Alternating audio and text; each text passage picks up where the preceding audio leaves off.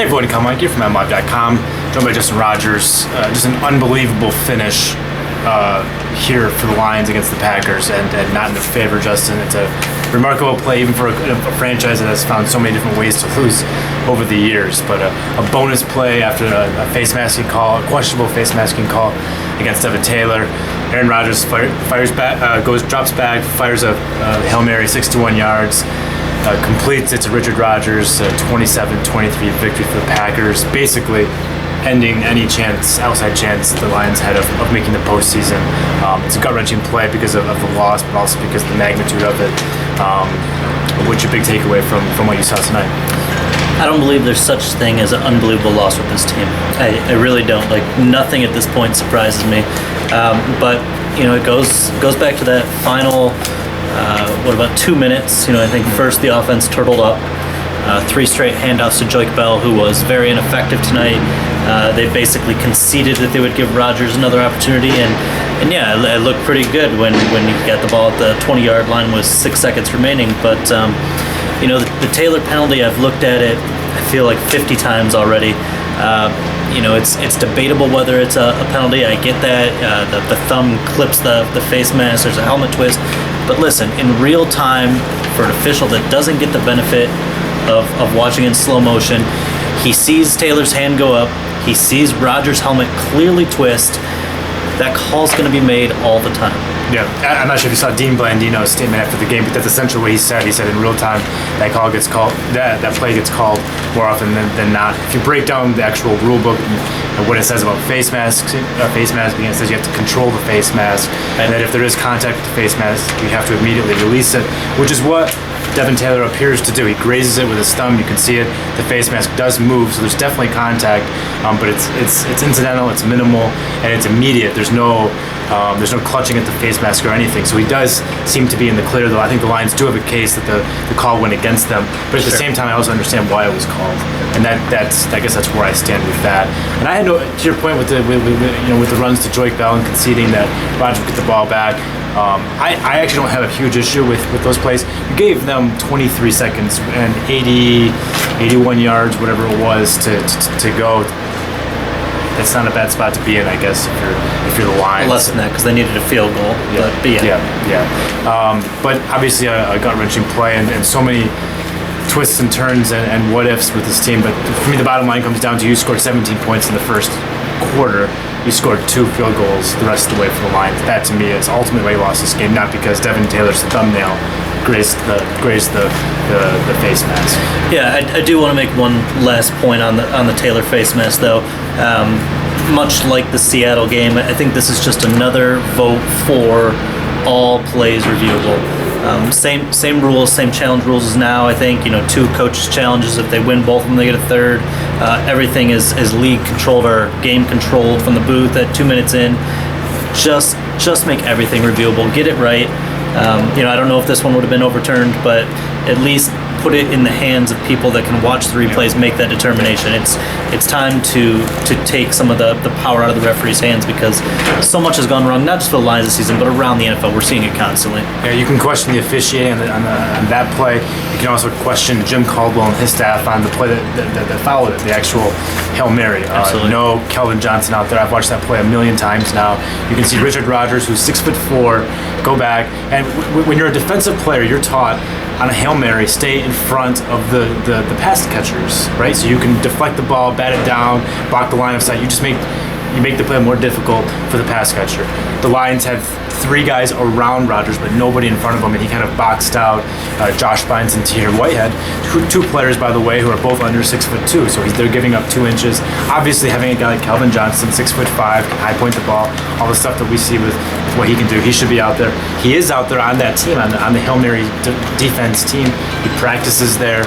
He's been out there in previous games in the past against Hail Marys, on and on and on. He wasn't out there. We asked Jim Caldwell about it after the game, because Caldwell said that they were defending the lateral. They were anticipating a lateral like they had in the play before that, the Devin Taylor play. But obviously with Aaron Rodgers' arm, you're only 61 yards from the end zone. you can make a case that they should have anticipated at least having a guy like Calvin out there to defend the deep ball, because that was the way you're going to get beat. Who cares if they get 40 yards on that play? You don't care.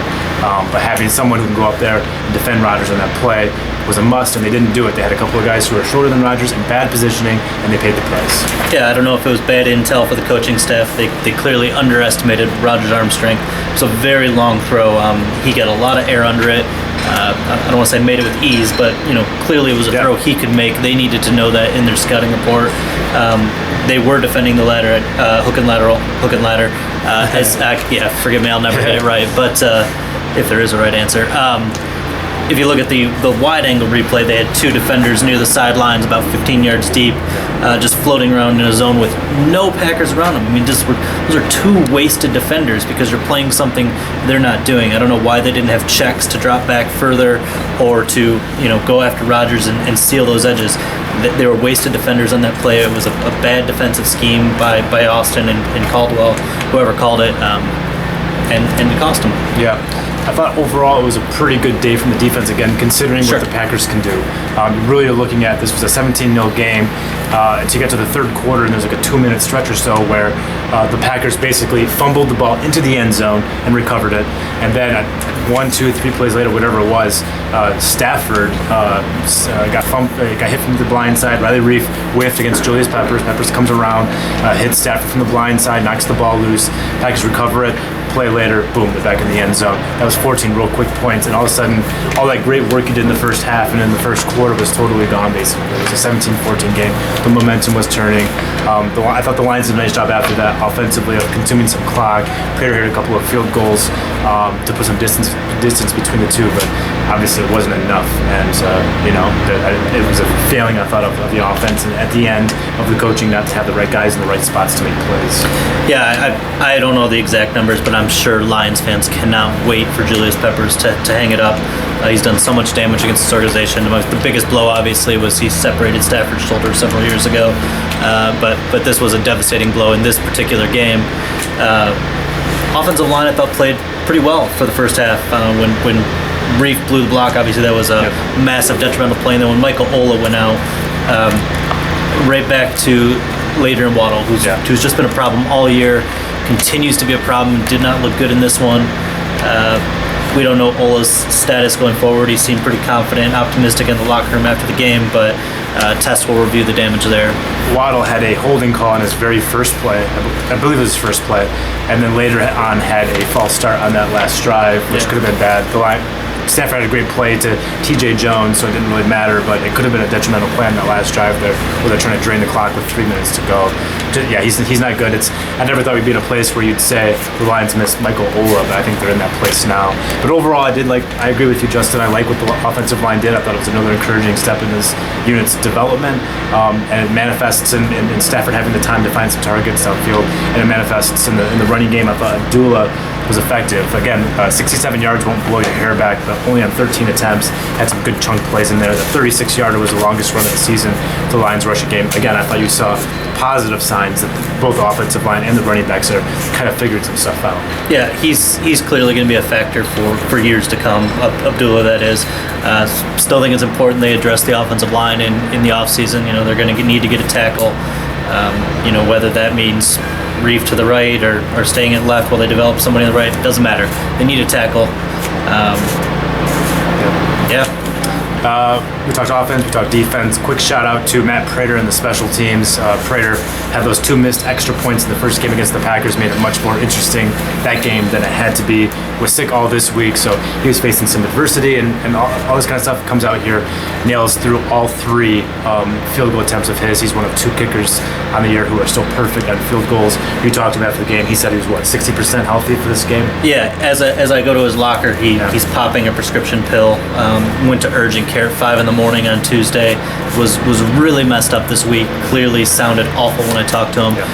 Impressive that he went out there and played, and not only that, hit a 51-yarder. He said his range wasn't affected by his illness, but he clearly was feeling like crap. Yeah, well, kickers they depend so much on routine and always being the same, and he obviously wasn't feeling the same, and he banged through what he had to, including in crunch time when the Packers were creeping in. So big shout out to him for some good work today, and really all season. I mean, outside of the 2 missed extra points against Green Bay, he's been great. He's definitely earning that the contract the Lions gave him last offseason. Remember the name Nate Freeze? I think. Joe Marciano in general has done a really nice job with special teams. The return game is more effective. The coverage units have been very good. Sam Martin is having a career year. It's a short career, but he's a top 10 punter. So that's been a bright spot for the Lions pretty much all season. I'm trying to put 11 men on the field consistently on special teams. Yeah, the special teams have been a good spot. But I know the adventure today, they actually had to waste a second half timeout, which obviously is a thing you don't want to do with Manny Ramirez running on the field late. So some issues there. But yeah, special teams overall have been much improved this year. But a loss for the Lions today at 4-8. You can pretty much ends that playoff talk. Yeah, they're not mathematically eliminated, but they're again another step toward a lost season. And 4 weeks to go. We're thinking now. I think at this point, draft line. Yeah, it's crazy. Somebody tweeted at me, and I forgive me forgetting who, but pointed out that two very controversial losses. One to Seattle, one to this team we just watched, Green Bay.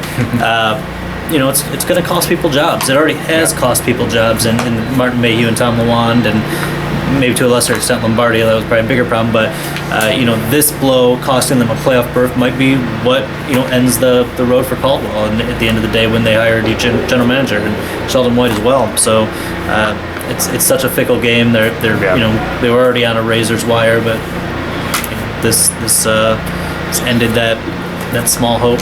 Yep. So we got for today, for Justin Rodgers, I am Colin Lanke. We are M Live. Keep it right here.